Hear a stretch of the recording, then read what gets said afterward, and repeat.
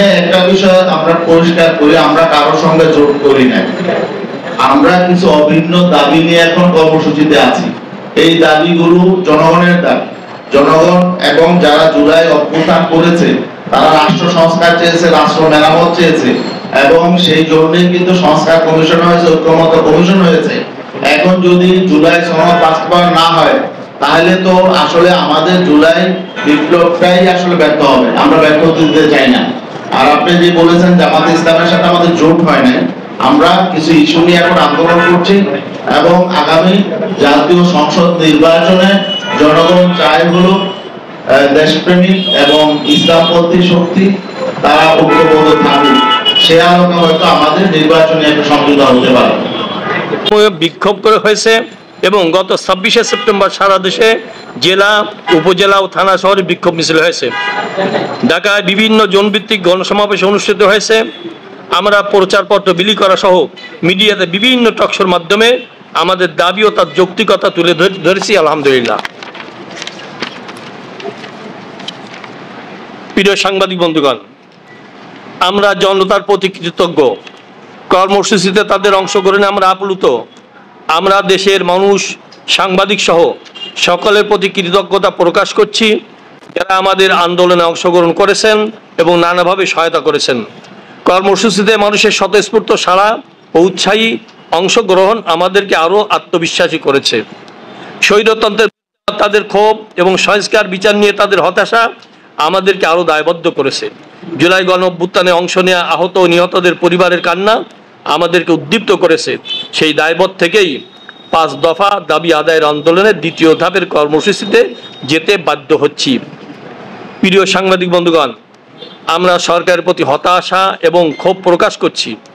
দেশের এতগুলো রাজনৈতিক সংগঠন ধারাবাহিক কর্মসূচি পালন করার পরেও সরকারের পক্ষ থেকে কোনো রকম ইতিবাচক সাড়া পাওয়া যাচ্ছে না।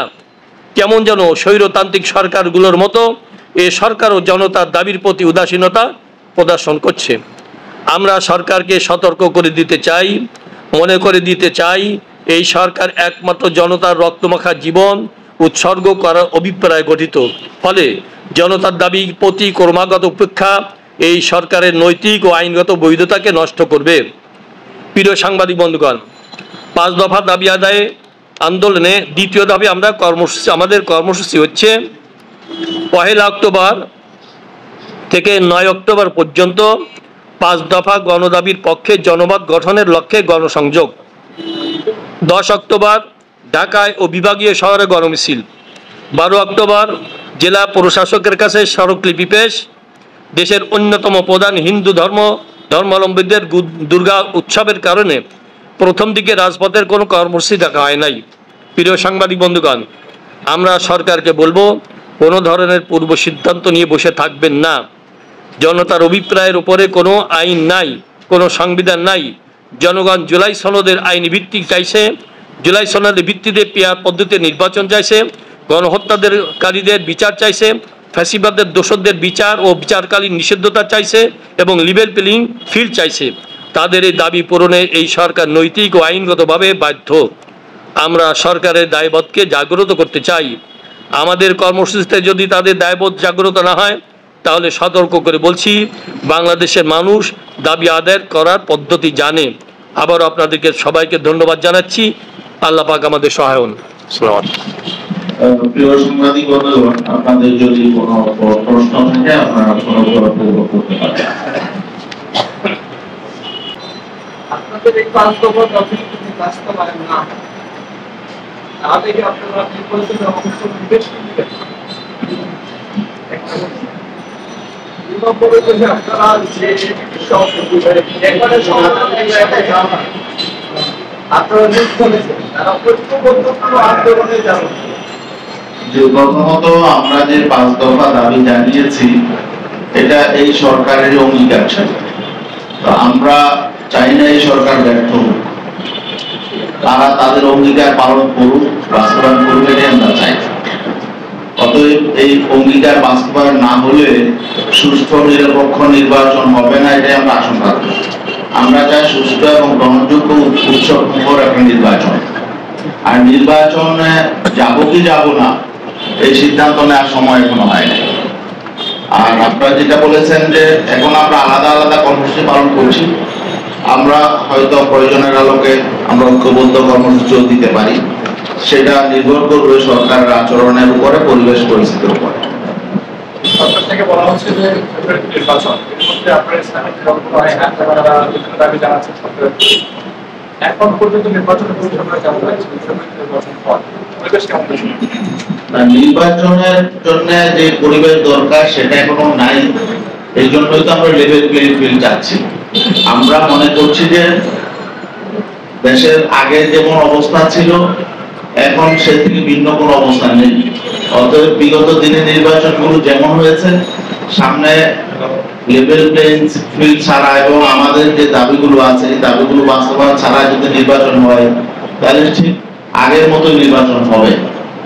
এমন যেন তেন নির্বাচন, প্রহসনের নির্বাচন বা কালো টাকা শক্তি যে নির্বাচন প্রভাবিত করবে এমন নির্বাচন তো আমরা চাই না। আমরা চাই জুলাই অভ্যুত্থান যে কারণে হয়েছে রাজনীতিতে গুণগত পরিবর্তন হোক এবং একটা সুষ্ঠু, গ্রহণযোগ্য, ক্রেডিবল একটা নির্বাচন হোক। বেশ কিছু দল যারা পিয়ার চাচ্ছে না এবং সাধারণ মানুষের মনোনয়ন পিয়ার নেতা আছে, তারা পিয়ার বুঝে না, কিন্তু আপনারা সমর্থন করেছেন পিয়ারের পক্ষে বরাবরই সভাপতি আছেন। এই জন্য যারা সাধারণ মানুষ রয়েছেন তারা পিয়ার বুঝে কি বুঝে না, আপনার মধ্যে তাদের জানতে চেয়েছেন। না, পিয়ারের বিষয় নিয়ে আপনারা দেখেছেন কয়েকটা সংস্থা জনমত জরিপ করেছে। এখানে তো একটা জরিপে আমরা দেখেছি 71% মানুষ পিয়ার চায়, আর একটা জরিপ তারপরে আবার হয়েছে, সেখানে বলেছে যে 55 বা 56% মানুষ পিয়ার চায় না।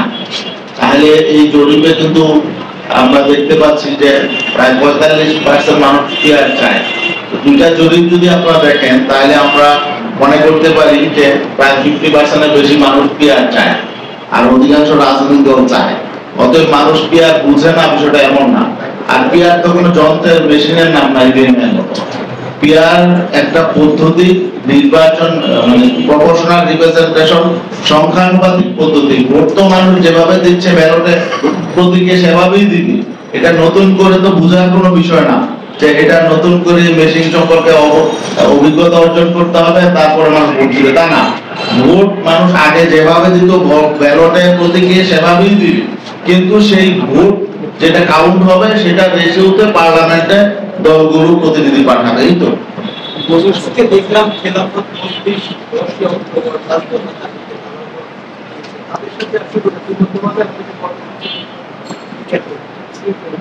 না, আমরা তো শুধু খেলাফত মজলিস না, 7টা রাজনৈতিক দলই আমরা অভিন্ন কর্মসূচি দিচ্ছি।